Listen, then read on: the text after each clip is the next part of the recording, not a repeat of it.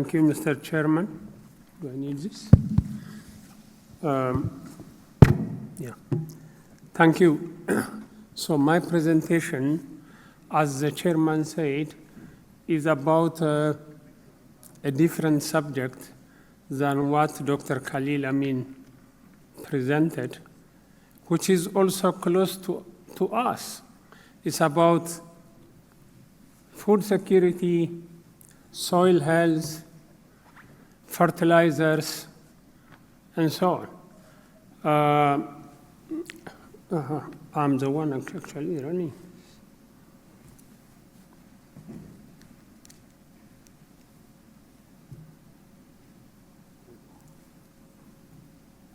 How do you operate it? Where is he coming? Yes. This one. Oh, yeah. Okay. So this will be the outline of my talk. I mean, just to take you through. We'll see what the world food security status is, especially the sub-Saharan Africa, what are actually the main causes for land degradation, and we'll also see some of experiences that we pass through in Ethiopia and what we are trying to do for Africa. If you see, in the world today, at global level, there is enough food for all. But the problem is the geographies do not match. Where the food is produced and the food is required never match. Therefore, about 800 million people go hungry every day to bed, while at the same time, equal amount of people go for medication because they overconsume. And at the same time, about 30% of the food we produce is lost through post-harvest loss. And about 1/3 of the food produced is also wasted. This is the scenario we are in. If you see, from the past 2.5 decades and so on, food insecurity is actually steadily decreasing. It was 1 billion like like 2.5 decades ago. Now, like just 2 years ago, it was about 800 plus, which is good news. So if we actually do further than this, the food insecurity gap can further decrease. But when it comes to sub-Saharan Africa, the situation is different. Although globally food insecurity is decreasing, you can see that South Asia and in sub-Saharan Africa, food insecurity is increasing. This is actually FAO data just taken 2 years ago, compiled, and you can see that the situation is not improving in these two regions. Look at East Asia, it is shrinking dramatically. So maybe we are taking over what is actually left from there. And there are many contributing factors. If this is actually the global land degradation status, you can see that Africa, developing countries, the soil status is highly degraded, meaning every time the nutrient is being lost. And the degradation is in various forms. It could be upslope cultivation, big rivers taking away all the fertile soil and nutrients, gullies and waterways, gullies converting to waterways. Through this, we can see that the amount of nitrogen and phosphorus lost is equal to the amount of NP fertilizers that sub-Saharan Africa uses annually. And most of the runoff even up to 50%, is not retained in the soil. It's lost. All these contribute to land degradation. And then extreme soil acidity and soil salinity. Actually, this is the worst situation in developing countries. And even crop removal in one way or another from the field.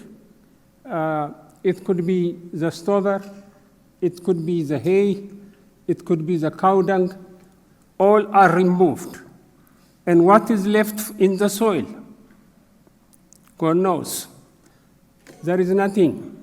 So what we can see is complete imbalance in terms of nutrient reserve in the soil.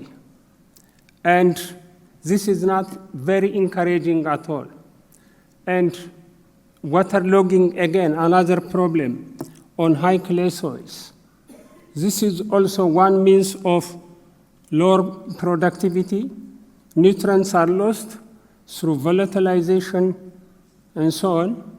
At the same time, even the good soils are not being used for a long time. And the impact is, as you can see, severe nutrient depletion. This is very common in sub-Saharan Africa. And just because of the severe nutrient depletion, if you just check where is the least crop productivity in the world, again, it is sub-Saharan Africa. I don't know how we can manage to take this. Again, the other scenario is, look at the population.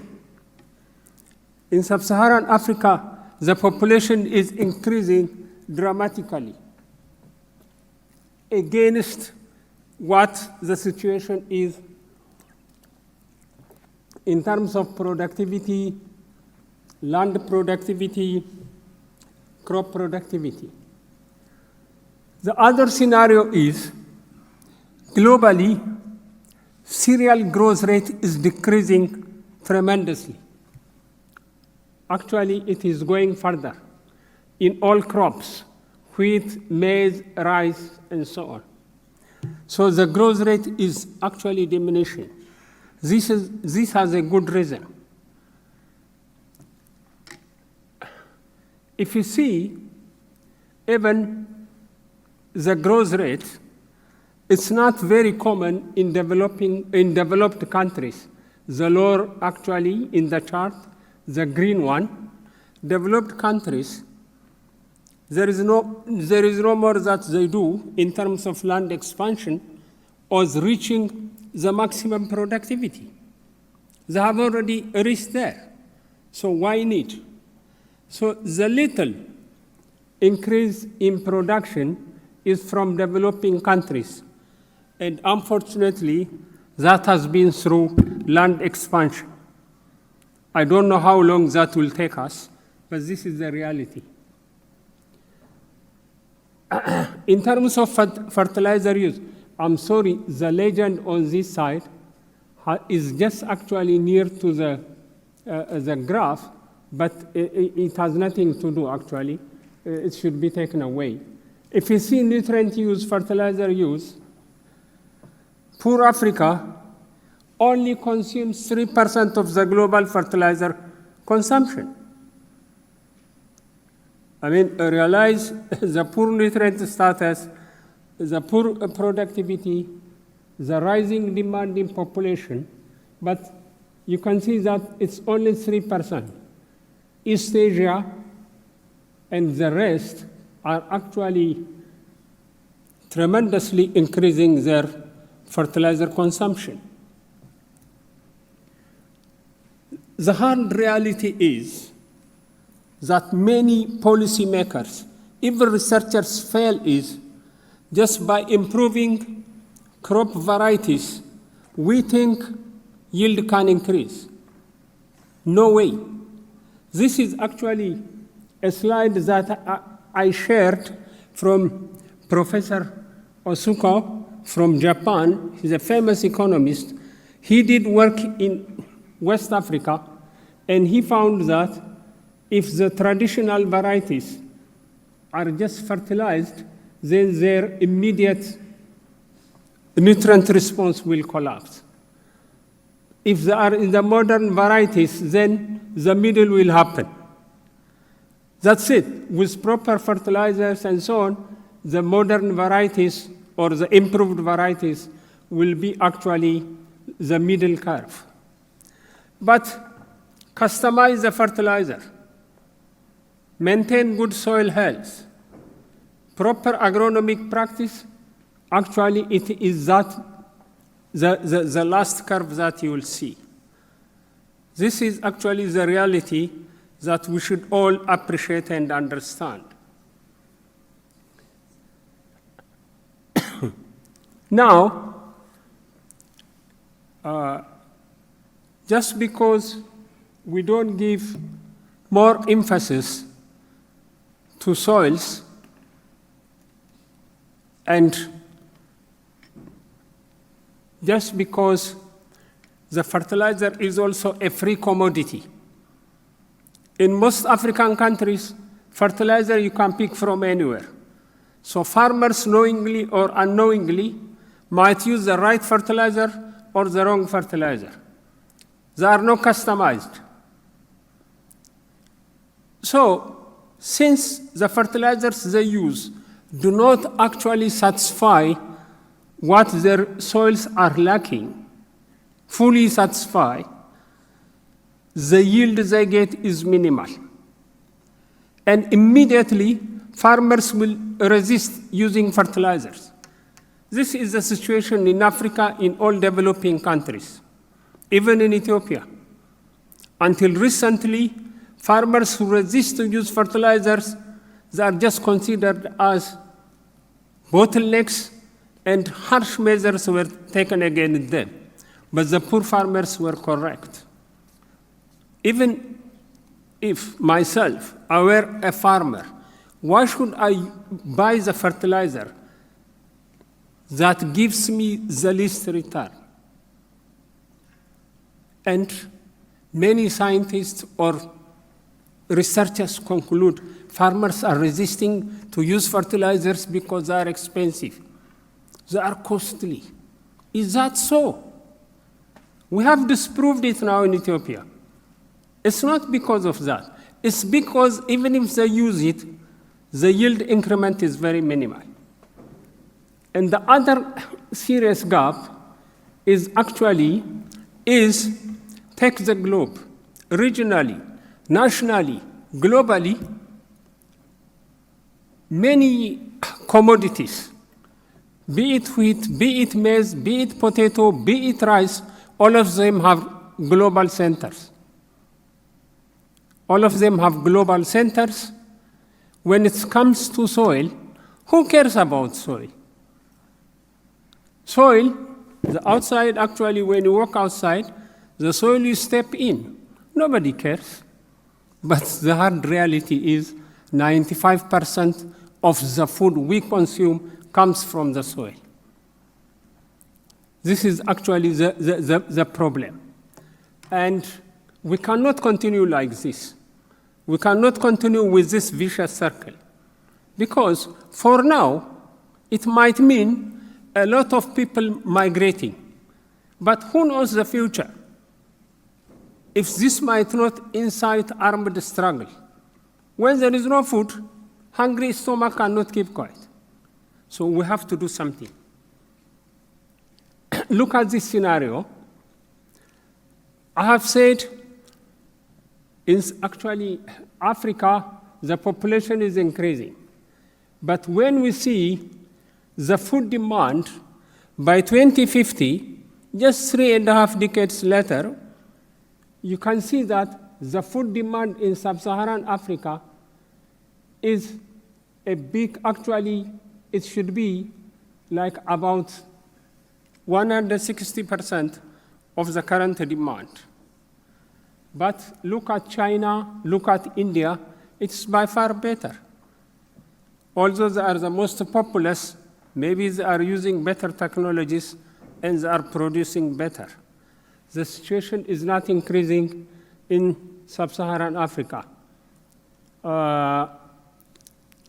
This is actually a slide produced as a policy document, a slide taken from a policy document that when I served as Global Climate Change Commissioner, we published a policy document, and I took it from there. If you see the straight line, the straight curve is the food demand. Food demand will never go down. So it's actually a straight curve. But where is the current scenario? Business as usual, the food that we are producing is going down like this, the red line. Now, if we manage to reduce post-harvest loss, then we might a bit shift it to the yellow line, which is almost a straight line. But still there is a big gap between the demand and the yellow line. So, if many policy measures are taken, fertilizers are customized, soil health is maintained, all agronomic practices are used, then we can actually see that green line, which is almost very near to the first black line. Meaning there is still a food gap between demand and supply. And this is actually if you take a lot of measures. So is there a possibility that the food gap will be reduced? There is one way which is difficult. And the only way is if we stop food wastage that's mostly happening in developed countries. And if we also change the diet from fat, meat, and so on to vegetables, healthy diet, which is also difficult to do. But this is the reality that we are in. Take also the impact of climate change. Climate change is actually worsening our situation. Added to all what I mentioned, climate change during the past 2 years has actually affected the food security situation of more than 20 million people in Africa. And all are now on food handouts. Countries are trying to ask for aid, donation, like my country is also spending a lot of money in buying food. So the future is a bit complicated as well. Let me take you to the country I know most, where I worked for over 3 decades, nearly 3 decades, because this is where I can only also cite. In Ethiopia, for the past 2.5 decades, we have tried to address all issues. For example, the community-based participatory watershed management to rehabilitate degraded lands. So far, we have rehabilitated more than 20 million hectares of previously degraded land. And also, we have tried to improve the productivity of those waterlogged vertisols. They are the 4th soil order in the country in terms of coverage. And we have developed very good technology where farmers can employ and produce more and maybe frequently as well. Maybe no time to discuss that. And then the other is, like back in 2006, we have launched the National Acid Soil Rehabilitation Program, which is showing good progress. And then there has also been a big campaign to scale up the use of organic sources such as compost. But all this might have helped. But in terms of crop productivity, nowhere. Still nowhere. And that actually led us to think again. Just actually 5 years ago, this was the scenario, you can see that the crop actually productivity rate was increasing, especially for maize, wheat, barley. For the rest, it was not that attractive. And for the past 2 decades also, there has been annual growth in terms of agriculture. But the only time, like a year ago, the average cereal productivity was 2.23 metric tons per hectare. So we cannot boast about this. We had to rethink. We had to actually, oh, I'm sorry. Okay, yeah, I will be there. And therefore, what we started, well, fertilizer use has been increasing. This is actually the era of fertilizer in terms of fertilized. And fertilizer use has been increasing, but when it comes to fertilizer application per hectare, still that of Ethiopia is lower. The reason is we have about 13 million hectares of land cultivated. Although our volume of fertilizer consumption has been increasing, divide that by the amount of land, is always lower than other countries. So what Ethiopia decided is, back in 2012, a strategy was developed to conduct digital soil fertility mapping in the country. We consulted many stakeholders, fertilizer companies, including OCP, others, who donated lots of fertilizers.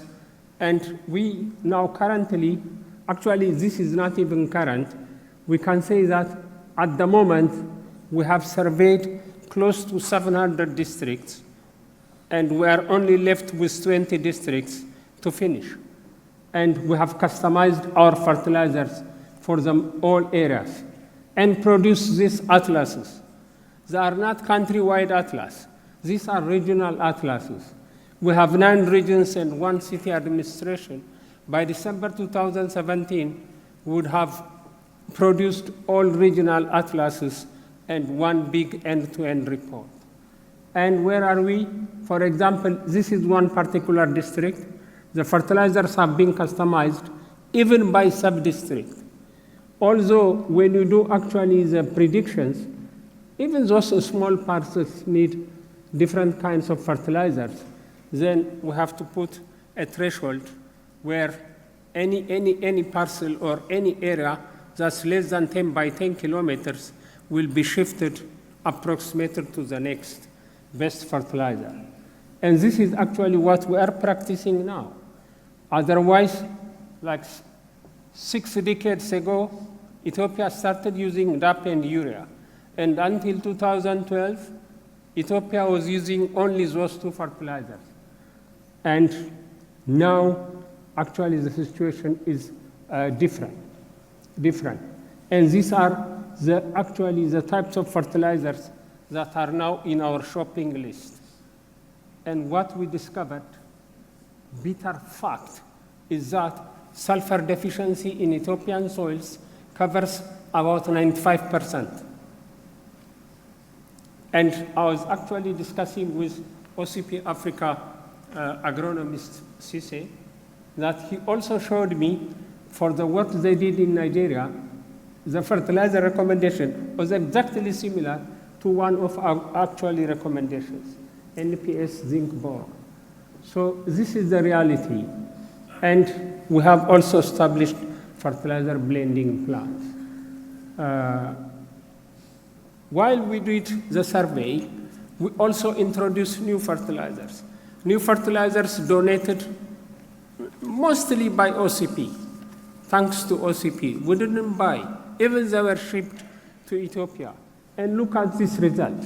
So 13 million farmers, they didn't actually waste any time when they saw such comparison. This is a previously planted maize with DAP and urea. The same maize planted 15 days later, actually, when we went there 8 weeks ago, it was a different story. And farmers visit this, and they say, bring the fertilizer. Now we know what type of fertilizer is important for us. The same story here. I mean, it's very successful stories. And nowadays, it's very common to see a productive maize plant with 4 fertile and good crops. And this is actually the result of customized fertilizer. Now, this is an experience that we did in Africa. OCP Africa has also done very good activities in many African countries, like on rice belt, cacao belt, and so on. But we need something for sub-Saharan Africa. So we came up with the Center for Fertilizer, Soil and Fertilizer Research in Africa, here in the university, that we launched last January, and that I'm currently heading. This is no more business. This is actually doing the right thing for Africa. And we have developed our strategy. Our main mission is to support African countries so that they could replenish their depleting soil fertility through using customized fertilizers and increase their agricultural productivity. And we have, for the next 5 years, we have also itemized what kind of work we'll do, like digital soil fertility mapping, and then actually also together with OCP Africa, evaluating also these new fertilizers, introducing to farmers, and then we collect lots of soil samples, we analyze them, and we also do fertilizer recommendations, pertinent customized fertilizers, and we also produce those atlases that you saw for Ethiopia, also for sub-Saharan African countries. We cannot do them alone, but we are trying. And in order to accomplish this, we'll also establish a very modern soil fertilizer and plant analysis laboratory that will cater entirely for Africa, and also upgrade the African experts engaged in that area through connections, sample exchange, and so on. And our major strategy is we'll never go there and do it on our own. No. What we'll do is we will engage local students, graduate students, to actually own the work. We support them, they do it, and then they can also advocate for it at the end. This is also what we did in Ethiopia. The 5-year research program, the flagship research program, is actually Africa Customized Fertilizer Initiative. So we have the digital soil fertility mapping that we hope to conduct in 4 countries, and then research on soil micronutrients and human health, and that we would like to do in Morocco and 2 other countries. Phosphogypsum research in Morocco and Ethiopia. The reason is phosphogypsum cannot be transported, but in Ethiopia, OCP is also launching a big fertilizer complex. So here also it has, so we can see how phosphogypsum can be used to reclaim salt-affected soils, now that the threshold level has come down. And then the research capacity building is actually what we'll do in terms of establishing the laboratory, the soil archive, sample exchange program, and so on and so on. So these are actually our target countries, about 16 countries, mostly also those where OCP in Africa is targeting. Now, as I said, we have started this, but we need partners who will actually work with us so that at the end of the day, we can increase the fertility status of African soils, customize the fertilizers that these countries use, and then increase production productivity, and we also contribute toward the soil fertility replenishment in Africa. Thank you very much.